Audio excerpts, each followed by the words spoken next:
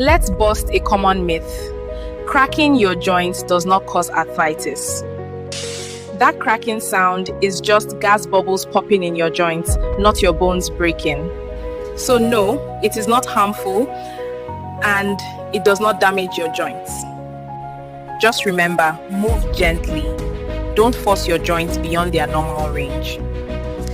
If this helped you, share it with your friends so they know too.